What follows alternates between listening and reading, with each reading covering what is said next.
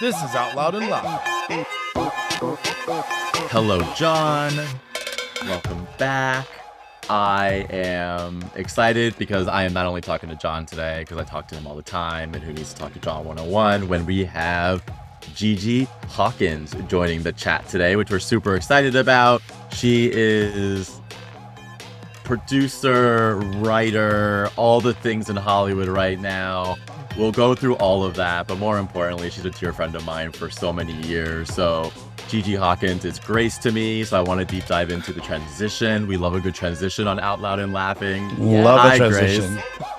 Hi, thank you so much for having me, you guys. Oh, we're so thrilled. I have to tell you really quick because I'm so interested to hear how you went from Grace to Gigi.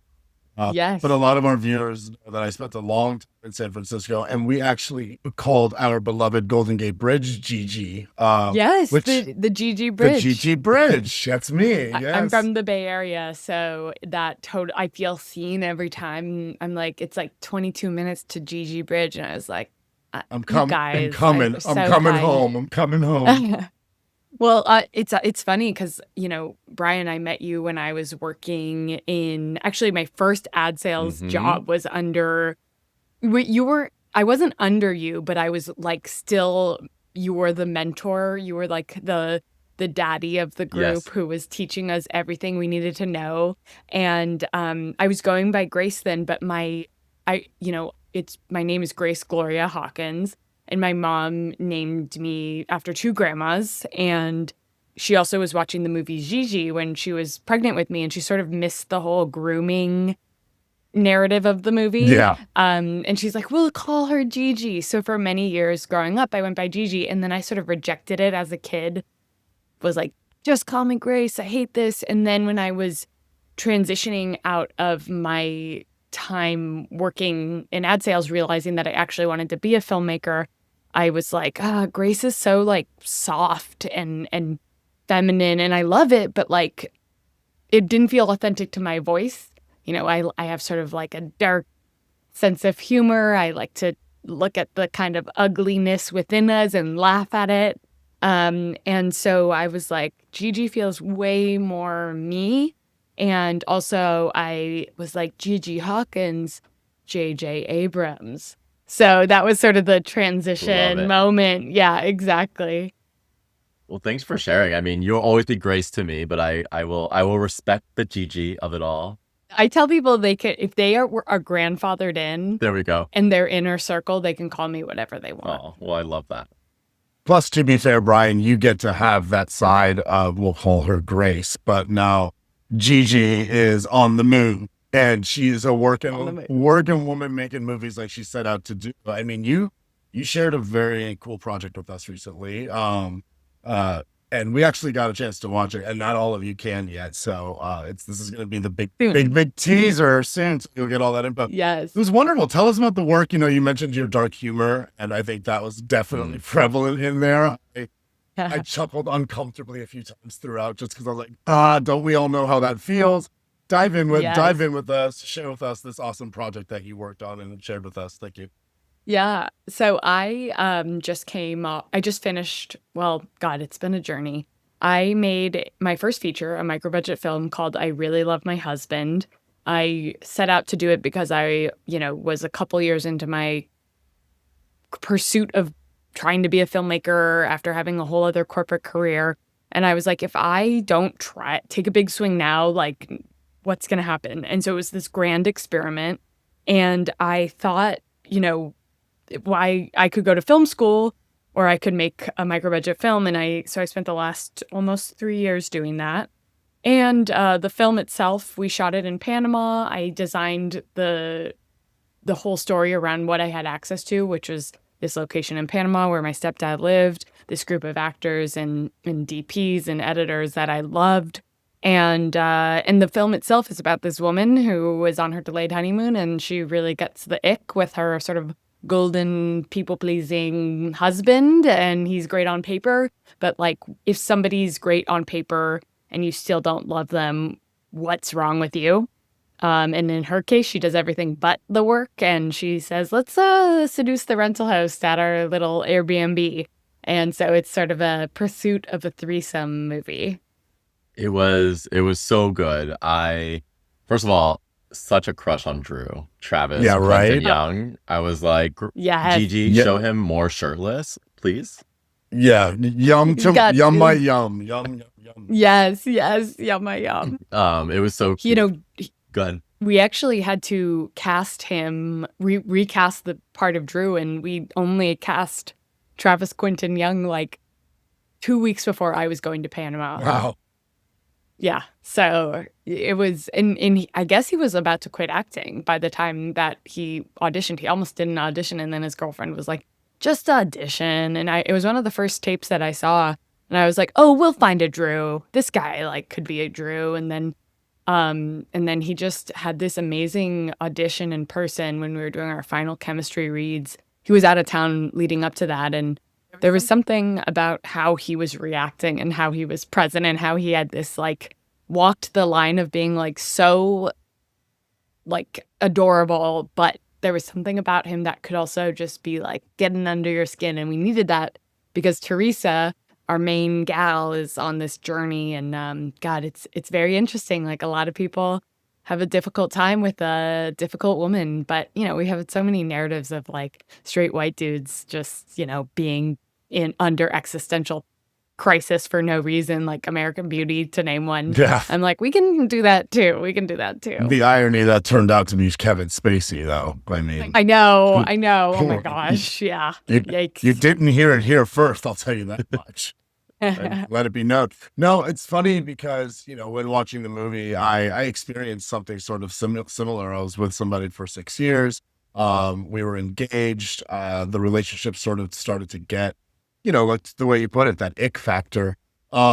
Sometimes, you know, people can work through that, and sometimes like you can't. And we tried the 3, we tried the 3rd, we tried to add, we tried to subtract, you know, and, you know, Paz, who played sort of the seducer in the movie, sort of this like, think of her as like the super eclectic, like, I almost saw her as,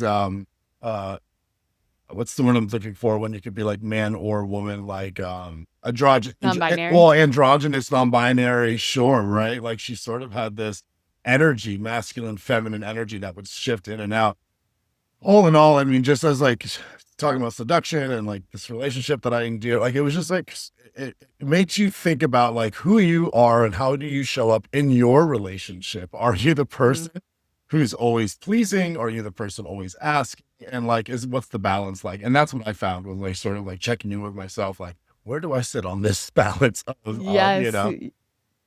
I appreciate you sharing about like your own experience. And I think I have been the Teresa, I have been the Drew, I have been the Paz. And when we were casting Paz, I actually cast the character open because I was like, I don't know what gender they are. And we ended up working with Arta G, who is a Balenciaga model. And they have this like chemistry and charisma and calmness, and everyone who meets them falls in love with them. So this is one of the most interesting learning moments of making the movie is how important casting is, because Arta, Madison Lannacy, who plays Teresa, and Travis Quentin Young, who plays Drew, ended up having like a great friendship outside of it. They had this chemistry, and you feel that on the screen because there's this like playfulness. They truly are like the Three Musketeers. That's what we call them. It was, yeah, I mean, you did a really good job with casting. I found that all 3 of them really worked. I also really enjoyed Kiki, Gigi. And I wanted to know a little deeper, like what inspired her. I got a little bit of Gigi feels sometimes, a little bit. And I didn't know if that was I see on it. purpose, but I was like, oh, I feel like I'm watching Gigi a little bit when I'm seeing her. Yeah. In all Oh the my positive gosh. ways. I just wanted to kind of deep dive into Kiki and understand like who was she to you? Yeah. So the character of Kiki who's played by Lisa Jacqueline Starrett in the movie, is this person who is on this island. They're there because they were sort of wallowing in a post reality TV show funk, where they were the first person voted off of a Survivor. And you know, you face the hard reality of like life hitting you in the face. Um, I laugh because I started watching Survivor after watching The White Lotus because Mike White, the creator of The White Yes. Lotus, was on. I'm a Survivor And I watcher learned, still. oh, are you? Yes. Oh my gosh, we have to talk about it. But it's fascinating. It's such a great way to study how humans interact. And I felt like I learned a lot about directing by watching Mike White play Survivor, because he was always he was like still very human, but like directing the ship, but never like putting his neck out there. Correct. And I think as a director, you need to be like shaping stuff, but let performances unfold.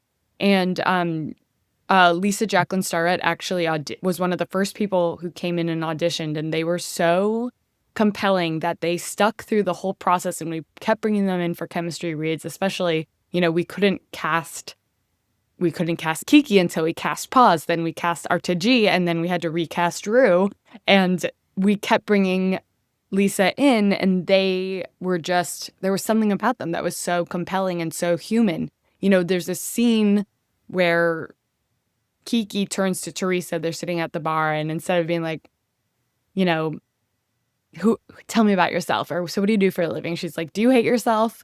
And in a way, I see the Kiki character as like a foil for Teresa, or somebody who's like a couple months ahead on this journey of hitting rock bottom, just starting to pick up the pieces. And I didn't even know the movie needed this character until I was like deep in the trenches of writing it. And I'm kind of this person who cannot not be doing things, cannot be like physically anxious about doing things, except for when I'm getting a massage. And I learned this from my mother. She's an interior designer, and she's like, as a creative person, you have to force yourself to just stop. And that's one of the only times that I can do it. Actually, I think I may have been listening to a recording of a table read and then the idea of Kiki came to me, of this like person who has a connection with Paz and has a connection with Drew, and is kind of a reflection of Teresa, and Teresa is sort of, really going head to head with.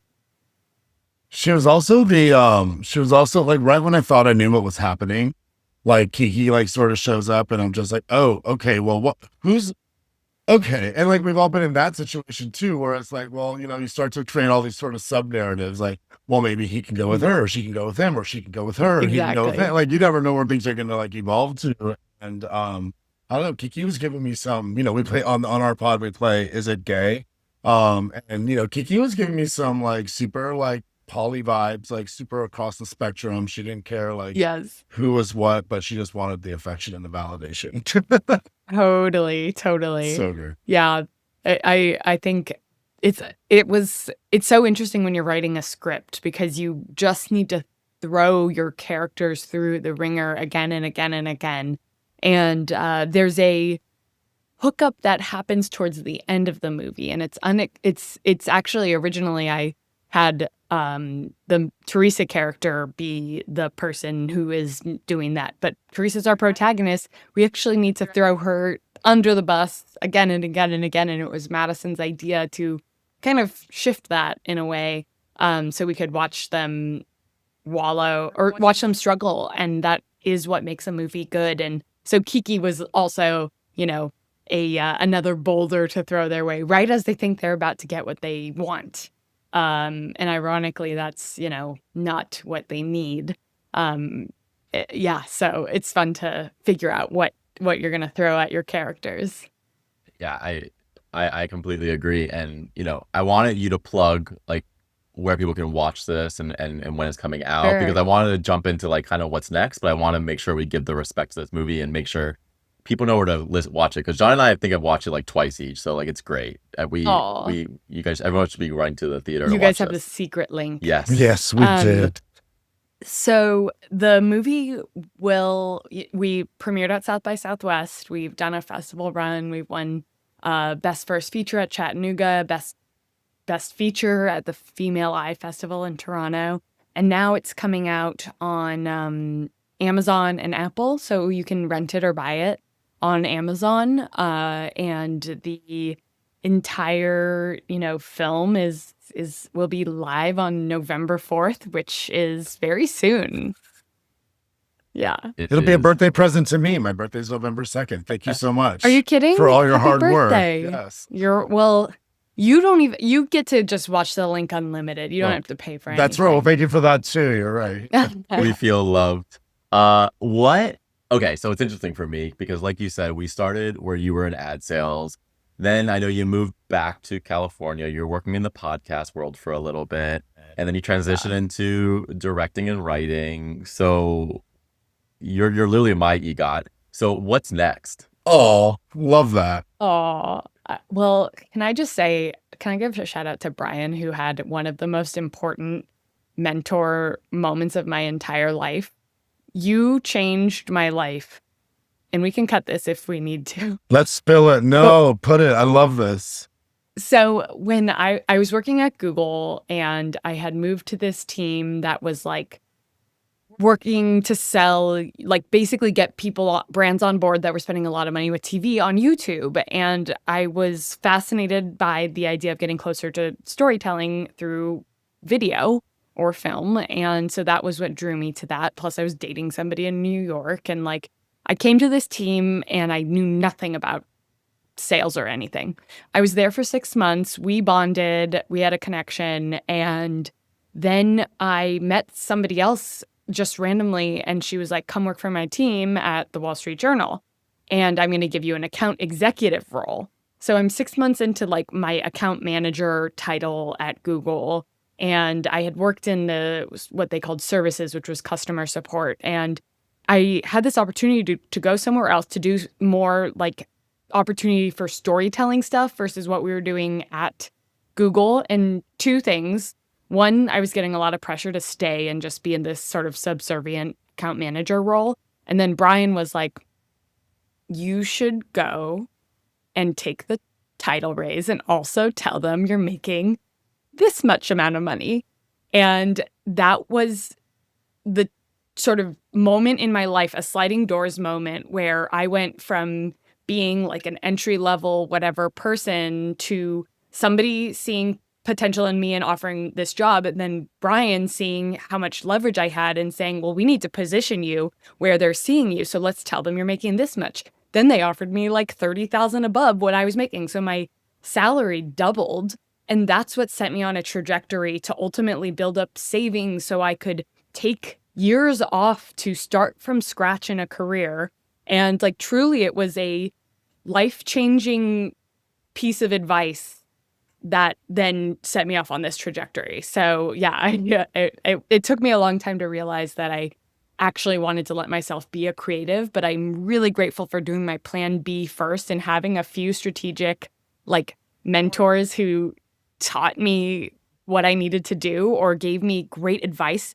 And this is something that like is very rare. I feel like a lot of people in all industries, in the film industry and the world of business, they will sort of, I hate to use this word, but gaslight you into staying. And there were very, very few experiences of people being honest and looking out for what's actually best for me. And so I'm forever grateful for that. Now that you did hear first. Go ahead. Yes, breaking news. I think I've talked about it privately with people, but I've never talked about it publicly. So yeah, breaking news. I always say, like, you need to know your value. And this is outside of just making money, but people just undervalue themselves all the time. And I feel like it takes someone that you trust to literally put the mirror in front of your face and say, you deserve more. And if you don't ask for it, you're never going to get it. So I'm so happy that that stuck. And it brought you here, you know, and you're doing amazing shit. And I'm so proud. Yeah. Thank you. I love that you get to see Gigi, what I get to have firsthand and get to call like my best friend on this planet. Because like to see him going around and doing it for other people, just like, yes. You know, I'm not making this like about Brian, but like, you know, Brian definitely, come and sit in the middle here, baby. Aww. No, he did. Like he was like sort of the inception of this podcast, and he's been like the main driver and sort of the North Star. I mean, we worked very hard side by side, and I'm very much front and center as well. But, you know, Brian brings an incredible level of spirit, on top of the incredible level of expertise, but like spirit. I think that's like, Yeah. and that's can obviously, as you just said, Gigi, it's contagious. So thank you for that Yeah. amazing testimony. Yes. Mm. We love Brian. We love Brian. Yeah, well, I can tell you sort of what is Yes, next. please. And I do think that like that was like I'm thinking back to that moment of leaving Google where most people were like, you're crazy for leaving.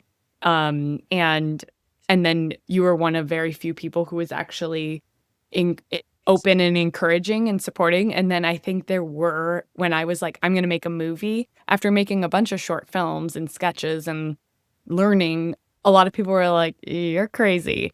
But that, knowing that things had worked out when I've taken these like quantum leaps, if you will, and bet on myself, it builds on itself. And, even if things don't work out and it's a spectacular failure, which I don't feel like I've had that quite yet, like things fall into place and good things happen and you learn. So that's kind of been my mindset moving forward. And going into this next phase, I have this micro budget under my belt. And it's great because it opens doors. I can say I've made a feature so people like take me seriously in a way. And people do connect with the movie, so I'm really proud of it. But it's still not like, hey, welcome to Hollywood. Let us roll out the red carpet and here's your water bottle tour. It's still a fight and a constant, like, you have to be justifying to yourself to everyone and creating your own opportunities. And I'm trying to see this as a marathon. I think my expectations are so low. And after so many years working in advertising sales where it's all about building relationships and all about like understanding that it's a numbers game and like you have to nurture all these little flames over the course of many, many years. And then suddenly one of them will be a firework. And like that's kind of how I'm approaching my career. But there have been like some really exciting things happening. So one project of mine that I actually wrote before I wrote I Really Love My Husband is about the highest stakes of female friendship. These two women who are co-founders of a company and they're best friends, and they are trying to sell their company, and they meet a buyer and sort of are flown out to be wined and dined in some beautiful villa in insert anywhere we can get a great villa and tax incentive. And it's actually a pretty queer story. I feel like my movies are quietly queer films. I don't think they should be put in like LGBTQ boxes or female film boxes. I'm like, they're stories, they're movies, they're stories about people. Like, why are you trying to put me in a box? But this one has that, and it involves four people sleeping together. But it's also about the like strange intimacy of friendship and how it can sometimes be confusing and how it can sort of bleed into something that is like sometimes amazing and beautiful, but also sometimes psychopathic and intense and like toxic. So that was a project that I pitched at the Gotham Project Market last month. Actually, I guess this month, it was in October, and it's now out to producers. A couple have raised their hands, and it would be a project that is taken out in a way and would need to have a full budget to support it. It would probably be it's still in the low budget, sub $5 million range, but it's not like I would be paid to direct it, which would be really, really nice. And then on the flip side, I do think that I have another micro budget in me where I would do a similar process like I did with I Really Love My Husband, build around people that I want to work with, actors that I can workshop the material with and really make it specific to their voices. Only this time I will have one role that is for insert a celebrity man here who will get it off the ground, and maybe it's Dylan O'Brien or I don't know, and we'll shoot him out in 2 days and then we'll move on because, again, like the industry is fickle and you have to make a product.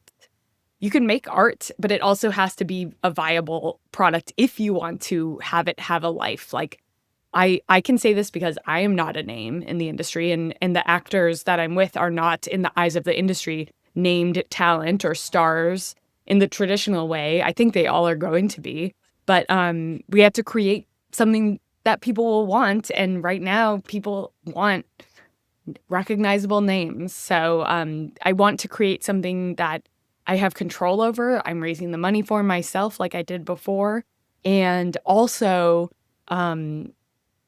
something that creates an opportunity for us to be forced in the door a little bit and be considered, because a lot of, like, Netflix didn't even watch our movie or consider buying it. They said, well, there's no stars in it, so why would we watch this?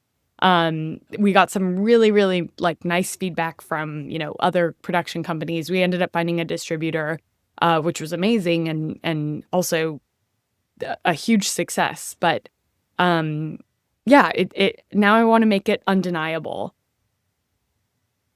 Yeah, thank you for sharing. It's the one thing that I've always known about you is just your grit. And that this goes for anyone that has it. Like, if you have grit, you'll be successful. And, especially with what you're doing, like, for every 9 no's, you're looking for that one yes, and you're hunting. And I love that. Yeah. And thank you for sharing how not only everyone thinks all about the glamour of movies and all of this, but there's a lot of fucking work that goes into this, and a lot of it is not fun. And people don't even talk about that. So thank you for sharing. Of course. Yeah. It's a rough business, but I think because I'm like, oh my God, we get to be doing this. And it's funny. I do feel like I have grit, and I think it's a little disarming because I'm like a bubbly Kiki type. You guys have to watch the film to understand who Kiki is. Like, I think people assume I'm sort of like a space cadet or a little ditzy or goofy. But then I kind of like just put the products speak for itself. The results speak for itself. The numbers speak for themselves. Gigi Hawkins, the woman behind I Really Love My Husband, streaming on Amazon and Apple TV November 4th. You have brought us such joy today on this amazing episode of Out Loud and Laughing. And I have to say, Brian, I think maybe you might be mine and Gigi's pause. We're just like, Yes. we're like geeking over you over here. Like, I love it. Like, Yeah. We're obsessed with you. Who's going to get him first, Gigi? I'm not sure. Is it gross because we're cousins? I don't know. Never. There's some cousin jokes. Pause is open to cousins. We know that. Until next time, guys. Thank you so much. Thank you. Thank you. This was Out Loud and Laughing. We're available everywhere you get your podcasts. Spotify, Apple, YouTube, iHeart, or wherever.